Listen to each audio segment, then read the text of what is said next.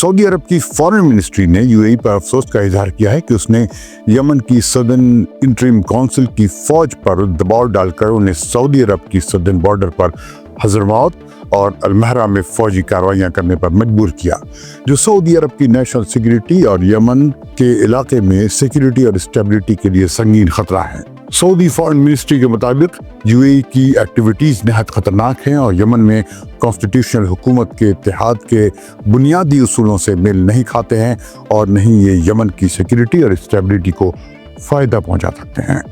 Saudi अरब ने इस बात पर जोर दिया है कि यूएई को यमन की दरख्वास्त के मुताबिक अपनी फोर्सेस को 24 घंटों के अंदर यमन से वापस निकालना चाहिए और यमन में किसी भी फरीक को किसी भी किस्म की मिलिट्री या माली मदद नहीं करनी चाहिए।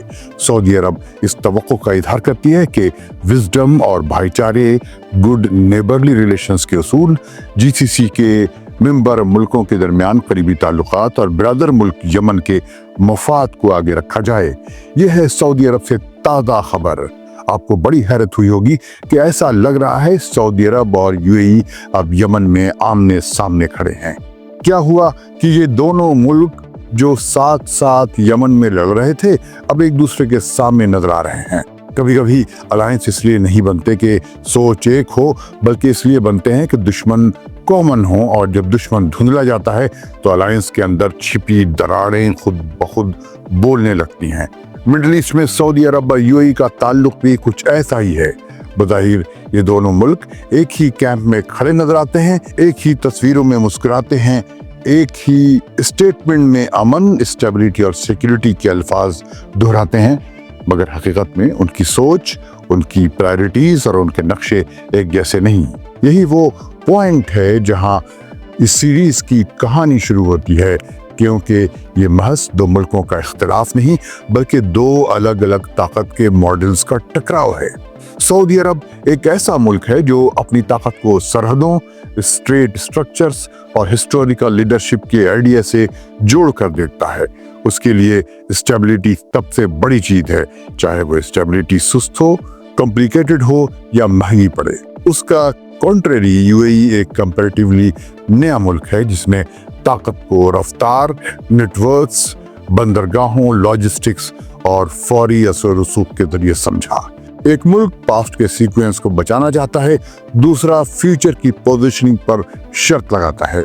यही बुनियादी फर्क बाद में यमन, सूडान और लीबिया जैसे मैदानों में खुलकर सामने आता है। 2011 के बाद अरब दुनिया में जो हलचल मची उसने गल्फ के मुल्कों को भी अपनी पॉलिसी असर-ए-नौ सोचने पर मजबूर किया। अरब स्प्रिंग ने ये सवाल खड़ा किया कि अगर मुल्क कमजोर हो, इंस्टीट्यूशंस टूट जाएं और सड़क पावर सेंटर बन जाए तो गल्फ की बादशाहतें खुद को कैसे महफूज रखेंगी। सऊदी अरब ने इस सवाल का जवाब ट्रेडिशनल अंदाज में दिया। उसने मुल्क के सिस्टम को बचाने, हुकूमतों को सहारा देने और मौजूदा ढांचों को टूटने से रोकने की कोशिश की। इसके लिए सबसे बड़ा खतरा केओस था, चाहे वो किसी भी नजरिए के नाम पर आए। यूएई ने इसी सवाल का जवाब अलग अंदाज में दिया। उसने नतीजा निकाला कि मुल्क आएंगे और जाएंगे, मगर जो चीज बाकी रहती है वो हैं रास्ते, बंदरगाहें, सप्लाई चेन्स और असर रसूख के नेटवर्क्स। इसलिए यूएई अपनी तवज्जो बंदरगाहों, एयर बेसेस, लॉजिस्टिक हब्स और ऐसे लोकल पार्टनर्स पर फोकस की जो तेजी से फैसले कर सकें और बगैर ज्यादा सियासी शोर के काम मुकम्मल करें। यहाँ आइडियोलॉजी सेकेंडरी थी, कंट्रोल बेसिक था। ये फर्क शुरू में साफ नहीं था क्योंकि दोनों मुल्कों को एक कॉमन खतरा दिखाई दे रहा था। इलाके में ईरान का बढ़ता हुआ असर, नॉन स्टेट आर्म्ड ग्रुप्स का फैलाव और कमजोर अरब मुल्कों में मौजूद वैक्यूम या खला। इसी कॉमन खतरे ने एक ऐसा अलायंस बनाया जो देखने में मजबूत था मगर अंदर से अलग डायरेक्शन में खींच रहा था। यमन की जंग इसी अलायंस का पहला बड़ा टेस्ट बनी। यमन में जब जंग शुरू हुई तो दुनिया ने उसे एक सादा कहानी के तौर पर देखा। एक तरफ हुती मूवमेंट, दूसरी तरफ सऊदी लीडरशिप में अलायंस, मगर जल्दी ये साफ हो गया कि अलायंस के अंदर ही फरीक यमन को एक ही नजर से नहीं देख रहा। सऊदी अरब के लिए यमन एक बॉर्डरिंग स्टेट था जहां से खतरा डायरेक्ट उसकी सिक्योरिटी को मुतासिर कर सकता था। इसलिए उसका निशाना डायरेक्ट और साफ था, एक यूनाइटेड यमन, एक सेंट्रल हुकूमत और एक ऐसी फौज जो स्टेट के मातहत हो। यूएई के लिए यमन की अहमियत सरहद से ज्यादा समुंदर से जुड़ी थी। बाबुल मंदब, गल्फ ऑफ अदन और रेड सी के रास्ते वर्ल्ड ट्रेड की लाइफलाइन है। यूएई पहले ही खुद को एक वर्ल्ड लॉजिस्टिक पावर के तौर पर कायम कर चुका था और यमन के सेंटर इस तस्वीर में खाली जगह थे। इसलिए यूएई ने यमन में ऐसे पार्टनर तलाश किए जो सेंटर के इलाकों में उसके इंटरेस्ट को महफूज रख सकें, चाहे इसके लिए सेंटर कमजोर ही क्यों ना हो। यहाँ से अलायंस के अंदर इख्तिलाफ की बुनियाद पड़ी। सऊदी अरब सेंटर को मजबूत करना चाहता था, यूएई सेंटर से हटकर साउथ में असर बढ़ा रहा था। ये इख्तिलाफ शुरू में खामोश रहा, मगर वक्त के साथ ये प्रैक्टिकल शक्ल अख्तियार कर गया। यहाँ पैटर्न बाद में सूडान में और फिर लीबिया के मामले में दोहराया गया। सूडान की तरफ बढ़ने से पहले एक और एंगल समझना जरूरी है और वो है पाकिस्तान का किरदार। पाकिस्तान इस इलाके का डायरेक्ट प्लेयर नहीं, मगर उसकी टैलेंट, ट्रेनिंग और गल्फ के मुल्कों के साथ तारीखी ताल्लुक उसे एक अहम खामोश खिलाड़ी बनाते हैं। पाकिस्तान न तो नक्शे बदलने की बात करता है, न ही बंदरगाहों पर दावा करता है, मगर उसकी गल्फ की ट्रेनिंग, टेक्निकी कोऑपरेशन और डिफेंस इंडस्ट्री गल्फ की सियासत में एक ऐसा आला बन चुकी है जिसे अलग अलग मैसेजेस पहुंचाने के लिए इस्तेमाल किया जाता है।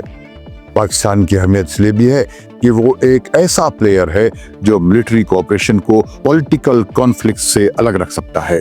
ट्रेनिंग, कैपेसिटी बिल्डिंग और टेक्निकल कोऑपरेशन ऐसे टॉपिक्स हैं जिनके तहत बहुत कुछ कहा जा सकता है बगैर इसके कि डायरेक्ट सफबंदी का ऐलान किया जाए।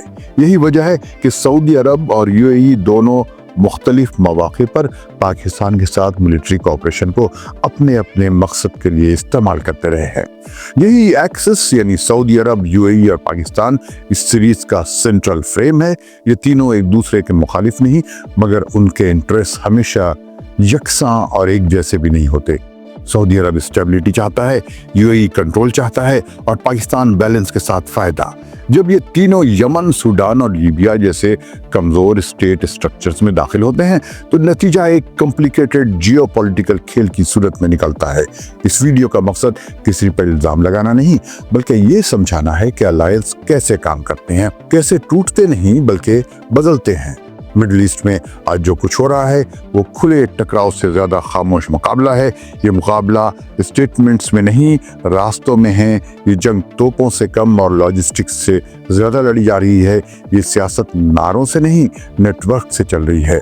इसलिए इस सीरीज में हम यमन को सिर्फ एक जंग के तौर पर नहीं देखेंगे, सूडान को सिर्फ एक खाना जंगी के तौर पर नहीं, लीबिया को सिर्फ एक डिवाइडेड मुल्क के तौर पर नहीं, हम उन्हें एक ही कहानी के मुख्तलिफ चैप्टर्स के तौर पर देखेंगे, जहां एक ही पैटर्न अलग अलग नामों और मुख्तलिफ किरदारों के साथ दोहराया जा रहा है। ये वीडियो एक प्रीफेस है।